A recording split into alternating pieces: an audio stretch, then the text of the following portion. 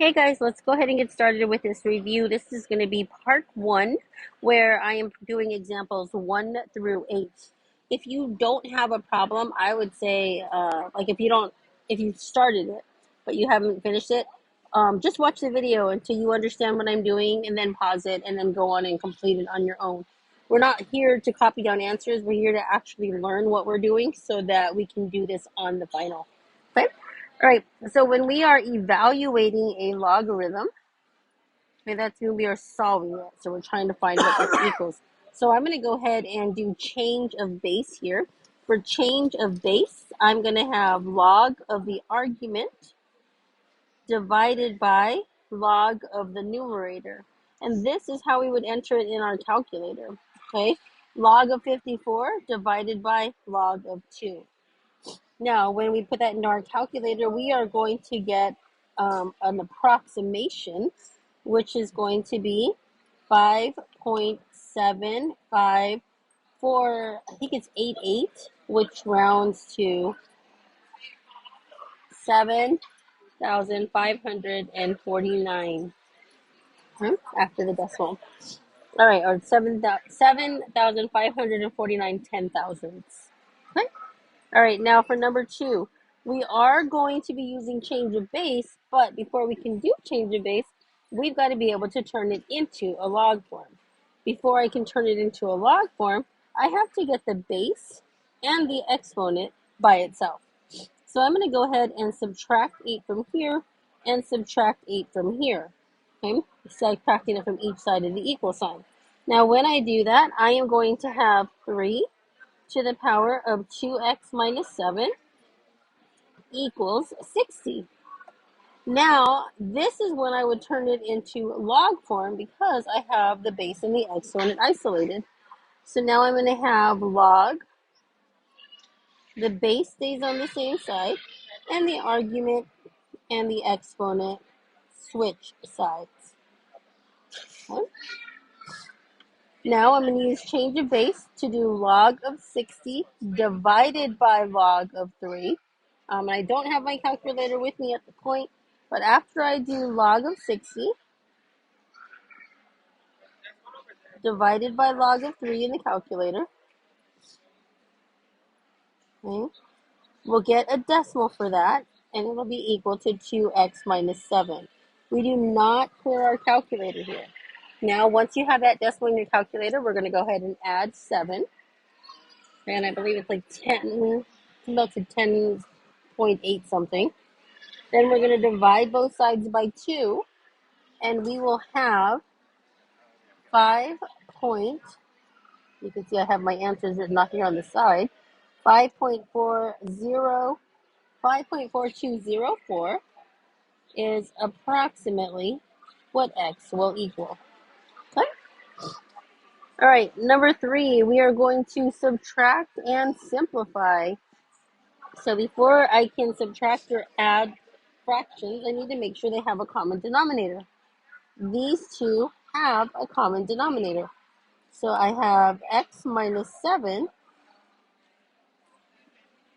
and then in the numerator, I have 10x plus 5 minus 8x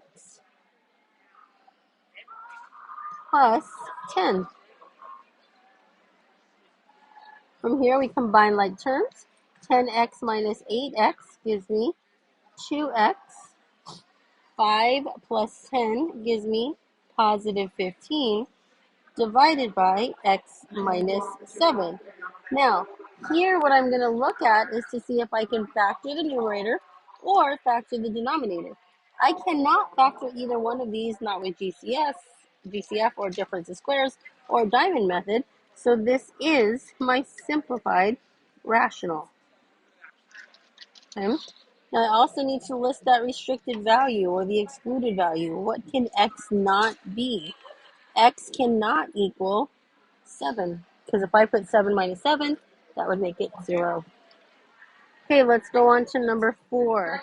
So which of the following represents exponential decay? Now, if we're looking at exponential, okay, exponential means there's going to be a variable in the denominator. A variable in the exponent.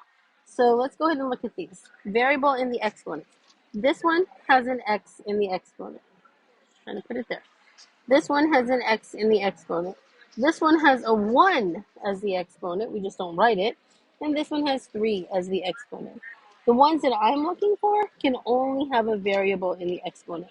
So it will not be C, and it will not be D. Now what I'm looking for is the base. If the base is greater than 1, it's exponential growth. If the base is smaller than 1 but greater than 0, it's exponential decay. 4 divided by 3 is 1.3 repeating. That's bigger than 1. So this one here would be exponential growth.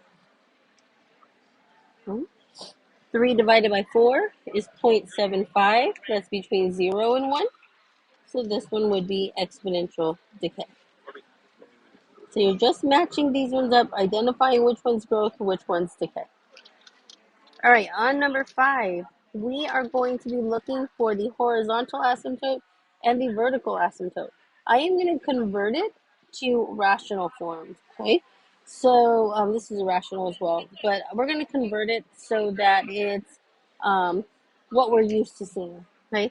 The horizontal asymptote is going to be y equals k. The vertical asymptote is going to be x equals h. So I'm going to go ahead and do some long division over here. Numerator is, let's see, so we have 3x plus 12. The denominator, x plus 2. And I am looking for what value times x will make 3x. So I have 3. So now I've got 3 times x will give me 3x. 3 times 2 will give me positive 6. Okay? So we're going to subtract that entire second row. So 3x minus 3x gives me 0. 12 minus 6 gives me 6. This 6 becomes the a value. 3 becomes the k value. And when we rewrite it, we have y equals 6 over our divisor, x plus 2 plus 3. Okay?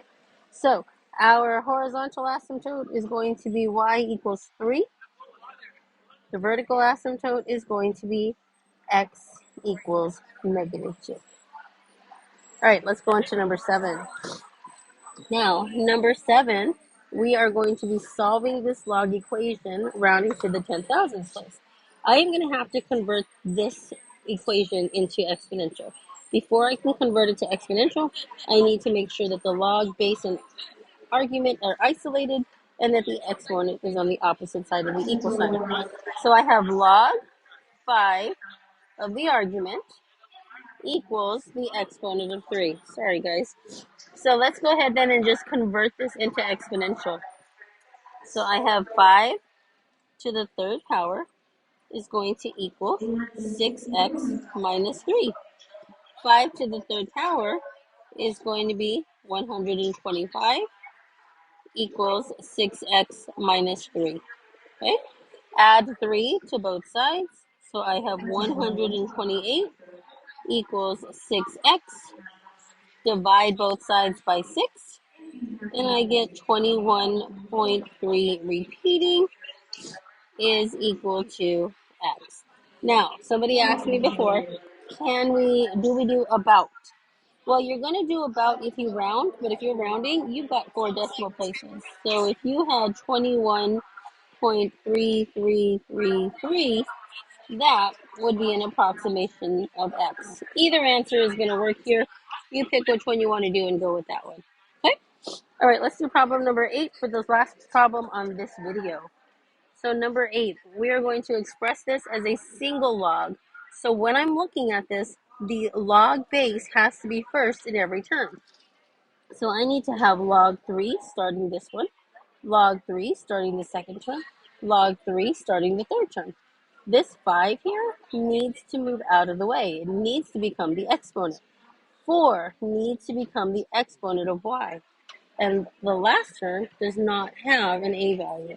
So we are going to have log 3 of x to the 5th plus log base 3 of y to the 4th minus log base 3 of w. Now, when I look at these, they all now start with log base 3. So I think of that as, hey, that's the GCF. So when we're simplifying, we are going to combine everything we can. So we have log base 3. I have some terms that are positive, some terms that are negative. Those that are positive are going to go in the numerator. So I'm going to have x to the 5th in the numerator times y to the 4th, which is also a positive term, and that goes in the numerator, minus log 3 of w. So the w goes in the denominator. That is my simplified log term. Okay?